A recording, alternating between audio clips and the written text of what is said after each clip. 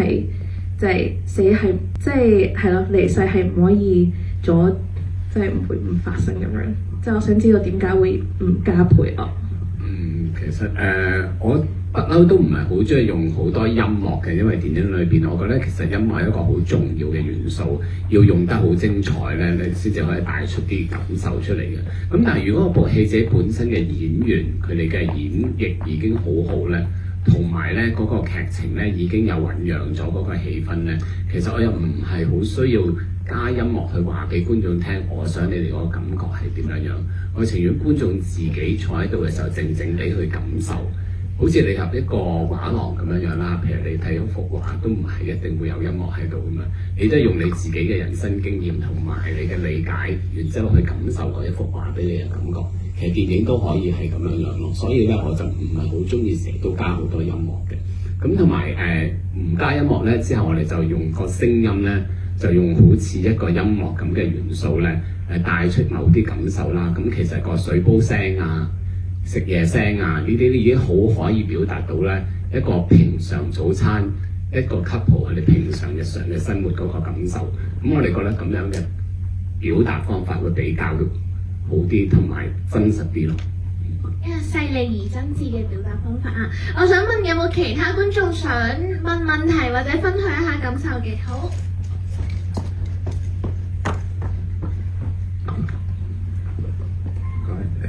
我想問兩個問題，即係關於角色嗰個心態咁樣嘅。我想問咧，我睇到阿 Fish 嗰個角色咧，佢即係喺廚房煮嘢食嗰度咧，就話同佢阿媽講話，點解佢咁早結婚係因為以前冇家庭溫暖啊嘛咁樣，但係笑住咁講，咁其實佢個內心真係覺得以前冇家庭溫暖，所以想早結婚定係唔係嘅咧？咁另一個問題就係、我想問個阿嫂，即係佢發夢，佢話佢發夢見到阿 Pat 係同佢講嘢，但係佢聽唔清楚，講咗幾次話，你可唔可以大聲啲？即係都係聽唔到嗰個意思其實係乜嘢咧？即係咪意思係話佢究竟佢真係唔知道阿 Pat 嘅意願係點啦？定係佢其實係想加自己嘅意思落去嘅？我想問呢兩個問題。咁我收到嗰個人物小傳，同埋我哋之前有唯獨講過呢一個角色。咁佢其實咧係有好大程度係妒忌個細佬嘅，因為好似所有嘢好嘅嘢，又或者屋企爸爸媽媽嘅注意力，覺得男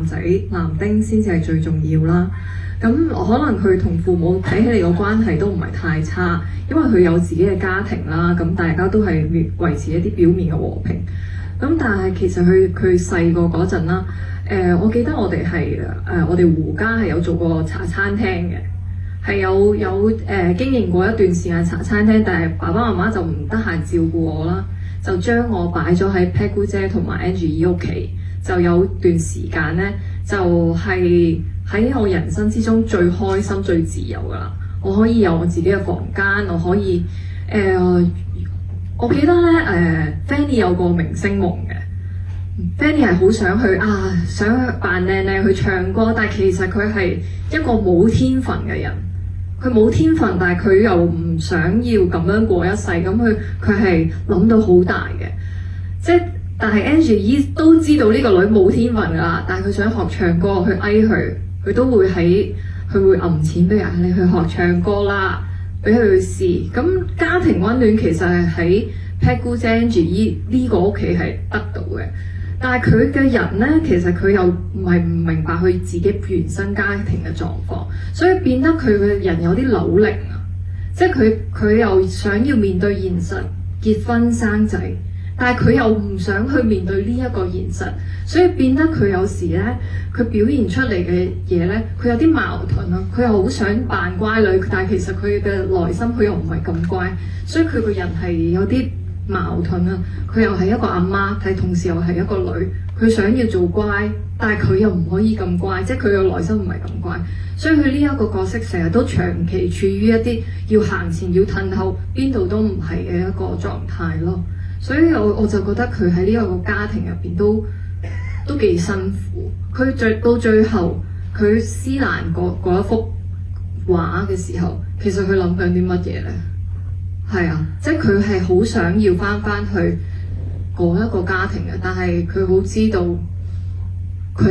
我都係幫個細佬搬屋啦，即係佢得唔到嗰間屋，佢都要幫佢搬屋喎，咁都幾無奈嘅。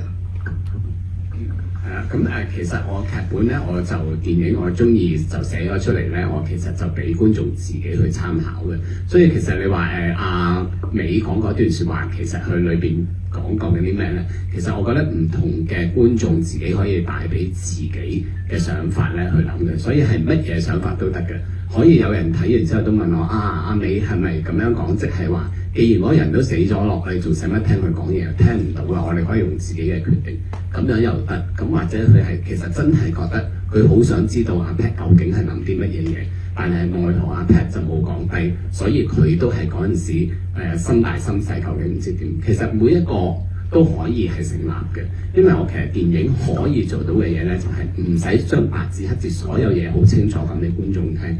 我希望觀眾係即係一個成年聰明嘅觀眾，佢哋係可以帶到佢哋自己嘅人生經驗去睇電影。咁樣嘅電影咧，對我嚟講咧，先係最精彩，因為你去容納到你自己本身嘅思想落去個電影。